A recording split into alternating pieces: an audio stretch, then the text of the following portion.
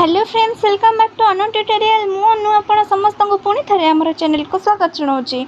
आपण समस्त आज जो वीडियोटी नहीं आसी से वीडियोटी +3 second year third semester Sanskrit honours पाई आज जो वीडियो आम देखापी जाऊँगी आपंकर जो आम पढ़ी श्लोक व्याख्या गुड़ाक एग्जाम्पल केमिति आसब कौटी ना एग्जाम रे आपण मानकर सेटा आम आग को कंटिन्यू करवा। तेज आपण मानी मुझे आसती 9टा श्लोक फर्स्ट रो ठीक अच्छे मेघदूतम 9टा श्लोकर मुझे कौन नहीं आसती ना श्लोक व्याख्या आपरे सरल अर्थ कहींपर कि एक्सप्लानेशन कहींपर।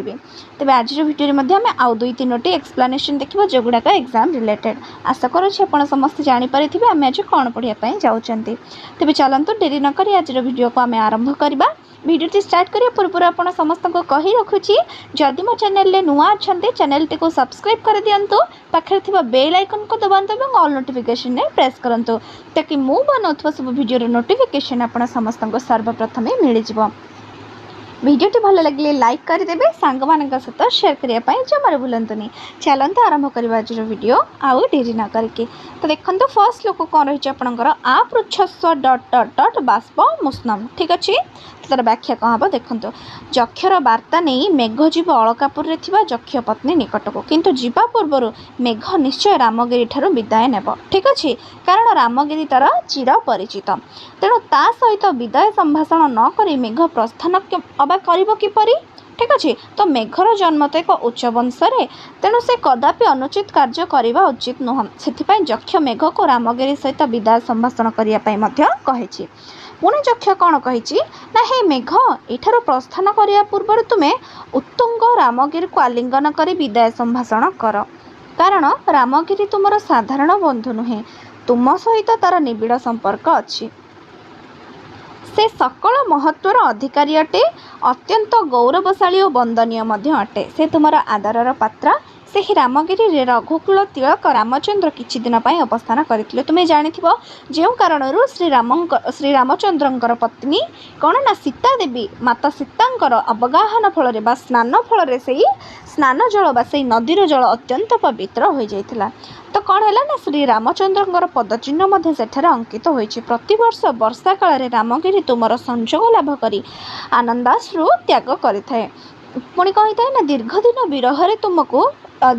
विरह थिबारु तुमको पाइबा पर से आनंद उल्लासित हो जाए तेणु एतादृश बंधु को उपेक्षा करी तुम्हें चली जावाटा उचित हेब नाही। तेणु हे मेघ बंधु सहित स्नेह संभाषण करी तुम्हें उत्तर दिग को यात्रा आरंभ कर ठीक अच्छे। तो सहीटा थी आपंकर 10 नंबर श्लोक। मुझे बुक रे भी श्लोक गुड़ाक ना कौन प्रोवाइड कर दूसरी पढ़ाई दूसरी ताकि आपको क्लीयर हो सहित यहाँ श्लोक व्याख्या आपंकर एग्जाम आसले देखो आपने 2-3 प्रकार हो पार एग्जाम आपंकर एक तो श्लोक व्याख्या आसूची निहाती कंपलसरी आसूची सहित एक्सप्लेनेशन आसूची लंग क्वेश्चन आसूची ठीक अच्छे। आपको छोट जिनसटे शिखले जिते लंग क्वेश्चन आसो बहुत बड़ करके लिखा इजी हम देन मार्किंग अनुसार आपको लिखा पड़ो ठीक अच्छे।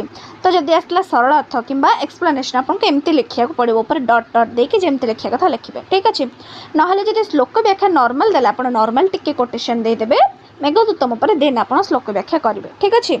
तो सेमती मुझे जो गुड़ाक वीडियो प्रोवाइड कर सब प्रकार कम आस बस आपको मार्क देखिए काम लगेबार अच्छी ठीक अच्छे। तो देखो तो नेक्स्ट श्लोक कौन अच्छी 11 नंबर श्लोक मार्गम तावत ... रूप भुज्य यार व्याख्या कौन ना मेघ जक्षर संदेश नहीं जीव जक्ष पत्नी निकट को से तार यात्रा रामगिरी अलका पर्यंत दीर्घ पथ को अतिक्रम करने को हेब तेबे से जीव किपरि केउ बाट दे गले तार यात्रा सुगम हेब जीवा बेले से क्लांत हो पड़े मेघ कौन करिब ए विषय रे जक्ष कहिछि मेघ को कारण मेघ उद्भ्रांत होई एणे तेणे गले ठीक समय अलकापुरी रे पहुँची पारिब नाही। मेघर यात्रा विलंबित हेले जक्ष पत्नी को जीवित देखिबा असंभव होई जिवो कारण निज पति विरह से खूब भांगी पड़े तेणु जक्ष मेघ को प्रथमे गंतव्य मार्ग दे परिचित कराई परिचय दे परे परे कौन ना तार श्रोता पेय वार्ता शुणा को कही जक्ष कही हे मेघ तुम्हें यात्रा कला बेले क्लांत हो पड़े पर्वतर पांथशाला विश्राम तुम्हें नेब तुमर क्षुधा और तृषा को दूर करवा तत्रत्य नदी मानकर जलपान करे ठीक अच्छे। तुम्हें तुमर तृषा दूर न कले अवशिष्ट पथ को अतिक्रम करने कष्टकर हेब केउपरि तुम्हें अवशिष्ट बाट को अतिक्रम कर तेबे तुमको निजर तृषा को मेंटेया को पड़ो। अर्थ मेघ उड़ी जाउथुवा बेले पर्वत श्रृंग मानकरे लागी रहिबा वृष्टि कराए।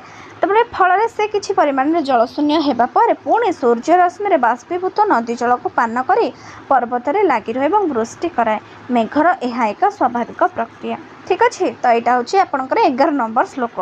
12 नंबर श्लोक देखो अद्रैहि श्रृंगम डट डट डट स्थूल हस्ता बलेपान। अर्थ कौन ना मेघ चक्षर संदेश नहीं आकाश रे यात्रा करुवा बेले सिद्धांगना माने मुखोत्तोलन करी अवलोकन करेंगे। कारण से माने भाविबे जे पवन कौन पर्वतर श्रृंग को उड़ाई नेउछि कि तेणु जेतेबेले सिद्धांगना माने मेघ को चंचल अचल चंचल नयन चाहि रहिबे सेतेबेले मेघ उत्साहित होई सुदृश्य बेतस कुंजरे परिशोभित रामगिरी उत्तर दिग को गमन करिब। ठीक अच्छे। किंतु मेघ जीवा बेले आकाश रे दिग्गज माने पृथुल थोर हस्तरे जल ग्रहण करने मेघर गतिपथ को प्रतिरोध करने को चेष्टा करेंगे। किंतु मेघ से सकल अंतराय को एड़ाई गंतव्य स्थान अभिमुखे यात्रा करिब। निचुल नामक एक कवि थिले जे कि महाकवि कालिदासंकर सहाध्यायी एवं कौन ना दिवनागाचार्य थिले। ठीक अच्छे। तो दिवनागाचार्य तो नागाचार्य विषय जानी कथा कहुए कालिदासंकर प्रतिपक्ष थिले। तो बौद्ध धर्म विलय समय कालिदासंकर आविर्भाव होता है। कौन ना कवि कालिदास अभिप्राय दिवनाग बा श्रृंगर प्राधान्य स्वीकार न करी दिवनागों स्थूल बुद्धि को अपेक्षा कर मेघ निज गतिपथर अग्रसर होगा विधेय। ठीक अच्छे।